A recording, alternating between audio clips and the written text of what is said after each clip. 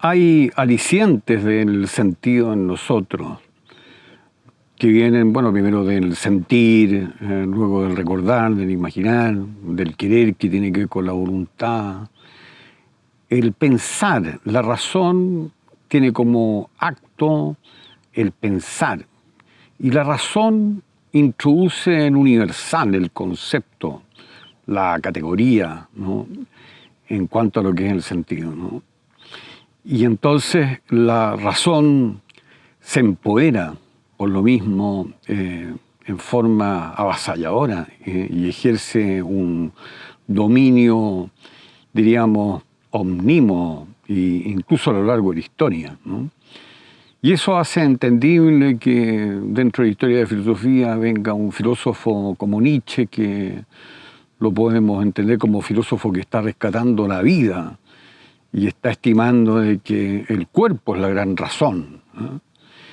Y se debe eso justamente a este dominio que se traduce en que la razón, en cierto modo, se apodera a través del pensar, ¿no?, de lo que es el sentido y deja de escuchar estas otras voces, o las escucha nomás, pero para ir a cada una de ellas y plantearle si acaso se justifica lo que estás sintiendo tú, lo que estás queriendo sobre todo, ¿no? Hasta qué punto es válido ese querer, ¿no?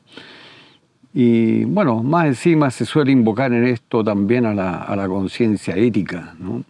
Pero sobre la razón, incluso hasta sobre la conciencia ética, está el yo.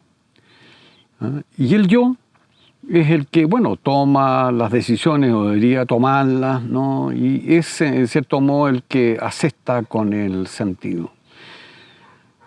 Pero ocurre que ese yo al mismo tiempo es un yo que se transforma a perpetuidad, y no solo en el plano individual, el de cada uno, sino en el plano colectivo histórico, ¿no?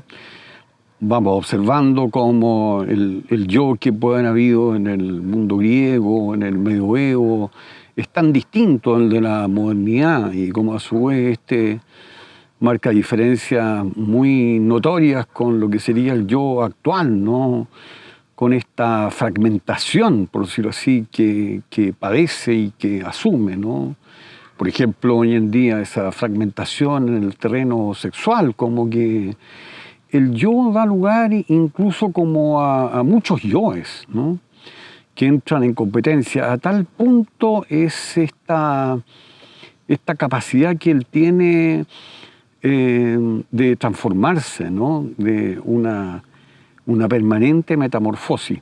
Y en este sentido es muy decidor, ¿no?, de que, bueno, como un preámbulo de la modernidad a la altura de 1483, ¿no?, Pietro Pico de la Mirandola, en un libro que se llama De la dignidad del hombre, ¿no?, bueno, nos hable el ser humano como un camaleón, ¿no?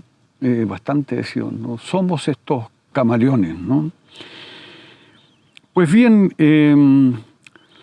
se genera a partir de estas voces del sentido que vienen de estos alicientes, ¿no?, se genera una trama, una suerte de película. Y esa película, esto yo lo planteaba ya en un libro anterior, que es A la búsqueda del sentido, ¿no?, que viene a ser como una continuación de ese libro, por allá, si no me equivoco, de 2005. Se generan ahí, ¿no?, los llamaba entonces generadores de sentido justamente, ¿no?, ¿ya? Se genera esta película, esta trama, a partir de lo que es el vínculo, el cobijo, la atadura, la reiteración y el sostén. Justamente estos alicientes del sentido que están actuando, como digo, el sentir, el querer, el pensar que introduce el universal, todas estas voces del sentido generan esta trama, esta película, ¿no?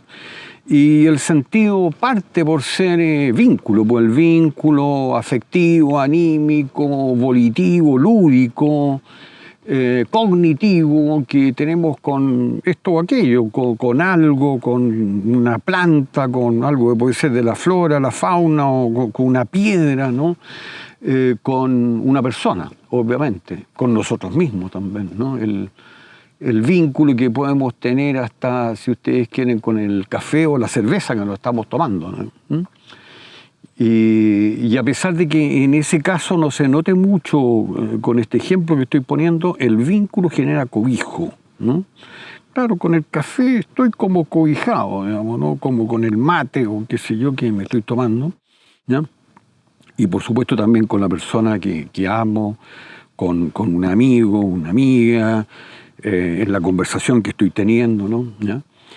Y el cobijo inevitablemente genera atadura, o sea, se delimita aquello, ¿no? Estamos, por decirlo así, como en una suerte de círculo, ¿no?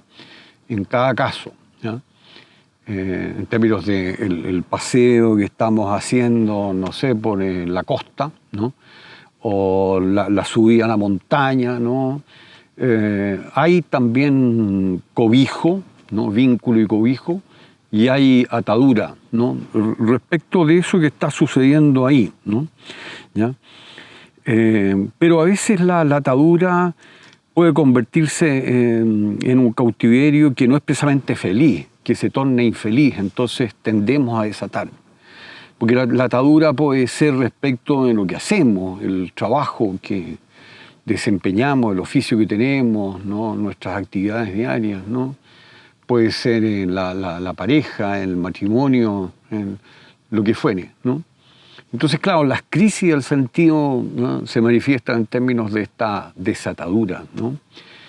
Y cuando la atadura es llevadera, cuando estamos bien en esa atadura, cuando hay, diríamos, un cautiverio, porque igual es un cautiverio, pero feliz, así de acuerdo al cronista, ¿ya? Entonces reiteramos, ¿no? La atadura, ¿no? Y con cada acto de besar a la amada o al amado, ¿no? Estamos reiterando, ¿no? La atadura. Y el último de estos nudos, porque podríamos decir esta trama tiene nudos, ¿no? Vínculo, cobijo, atadura, reiteración, sostén, ¿no? El último es el sostén, ¿no? El sentido nos sostiene en la existencia. Pero, por supuesto, al mismo tiempo no las tenemos que ver con el sinsentido. ¿Y qué quiero decir con esto? Claro, si somos esencialmente buscadores de sentido, respecto a lo que sea el sentido, estamos siempre a medio camino. A medio camino. El sinsentido absoluto no lo experimenta, me atrevería a decir, y con todo respeto, ni siquiera el suicida. Porque el suicida le encuentra aún al propio acto autoejecutorio un sentido, ¿no? Pero tampoco por el lado contrario, así un sentido absoluto, ¿no? De un supuesto supremo donante de sentido. Ahí viene la cuestión de la fe, digamos, ¿no? Entonces, claro, nos aferramos a eso, a un sentido absoluto, ya, de acuerdo. Lo podemos vivir, pero entonces, claro, está la opción de convertirnos en seres humanos plenamente religiosos, ¿no? Y, digamos, teniendo como un cierto modelo, un paradigma, la santidad, ¿no? Y por supuesto que eso es muy respetable, ¿no? Pero, digamos, en la medida en que se trata como de la normalidad, ¿no? De los seres humanos, entre comillas, normales que somos, ¿ya?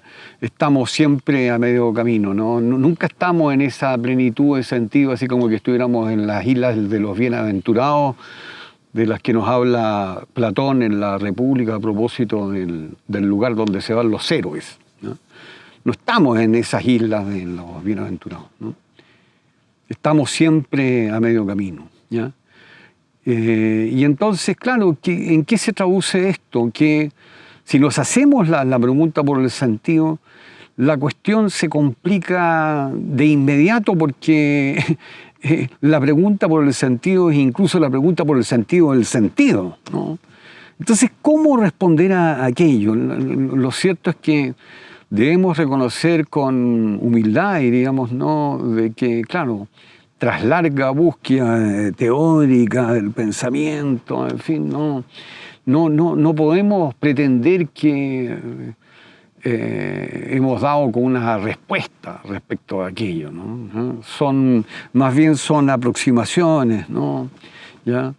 Estamos, por lo tanto, de camino al sentido, ¿no? Pero nunca llegamos propiamente a él. Entonces, claro, en eso consiste nuestra vida como buscadores de sentido.